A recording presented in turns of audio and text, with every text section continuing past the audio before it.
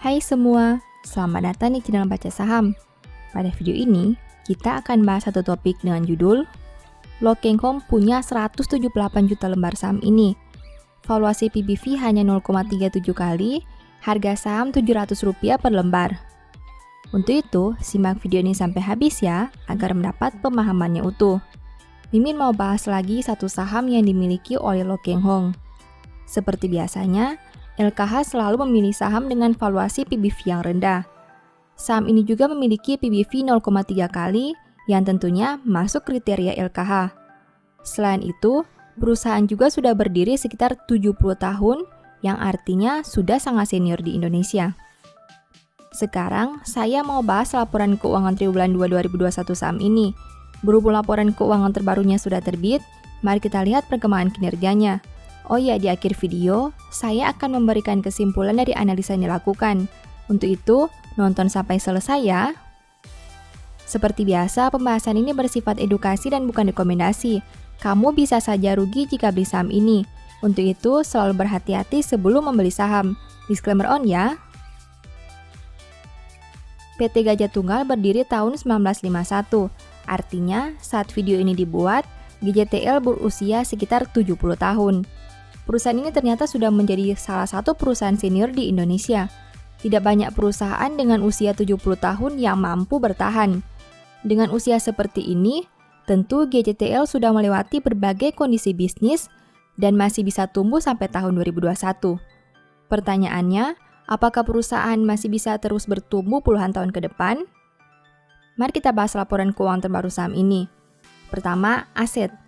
GJTL punya aset 18,88 triliun di tahun 2021, sedangkan di tahun 2020 asetnya berjumlah 17,78 triliun. Artinya aset perusahaan naik 1,1 triliun atau 6,19% dalam satu tahun ini. Sekarang mari kita analisa lebih jauh. Dari total aset 18,88 triliun, perusahaan punya aset tetap sebanyak 8,79 triliun. Artinya 46,56% aset perusahaan berada dalam bentuk aset tetap. Jika dibandingkan tahun sebelumnya, pos ini naik 0,02 triliun atau 0,23%. Selain aset tetap, ada juga persediaan. Dari total aset 18,88 triliun, perusahaan punya persediaan sebanyak 2,68 triliun. Artinya 14,19% aset perusahaan berada dalam bentuk persediaan. Jika dibandingkan tahun sebelumnya, pos ini naik 0,81 triliun atau 43,32%. Kedua, liabilitas. GJTL punya liabilitas 11,75 triliun sampai triwulan 2 2021. Sedangkan di tahun 2020, liabilitasnya berjumlah 10,92 triliun. Artinya, hutang perusahaan naik 0,83 triliun atau 7,60% dalam satu tahun ini. Nah, dari total liabilitas 11,75 triliun, perusahaan punya utang obligasi sebanyak 3,84 triliun. Artinya, 32,68% total hutang perusahaan berada dalam bentuk utang obligasi. Jika dibandingkan tahun sebelumnya, pos ini naik 0,35 triliun atau 10,03%. Selain utang obligasi, ada juga utang usaha pihak ketiga.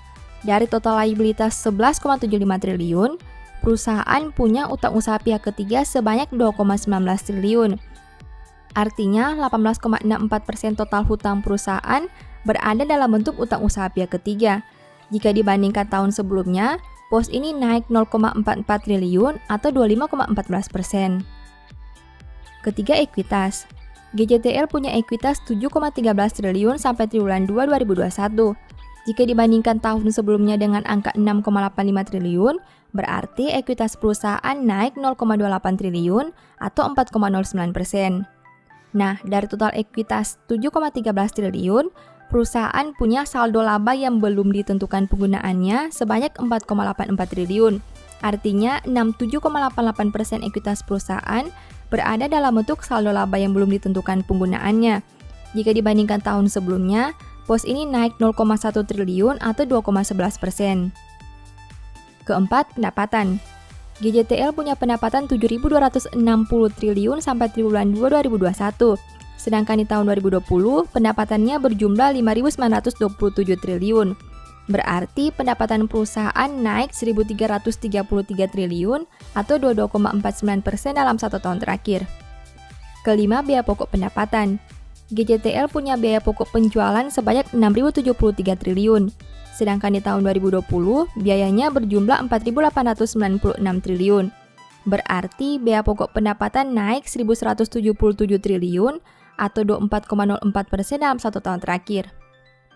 Keenam, laba. GJTL mampu menghasilkan laba sebanyak 98 triliun. Jika dibandingkan tahun sebelumnya di angka minus 149 triliun, berarti laba perusahaan naik 247 triliun atau 165% dalam 1 tahun terakhir. Ketujuh, rasio keuangan. GJTL punya ROE 2,76% dengan NPM 1,35%. Sedangkan untuk sisi resiko, saham ini punya DER 164%. Rasio keuangan GJTL kurang menarik karena ROE dan NPM-nya rendah. Selain itu, DER perusahaan ini sangat tinggi sehingga cukup beresiko. Kedelapan, valuasi. Saham ini punya PER 13,58 kali dan PBV 0,37 kali. Valuasi GJTL terlihat tidak sejalan, di mana PER-nya cukup tinggi tapi dengan PBV yang hanya 0,37 kali.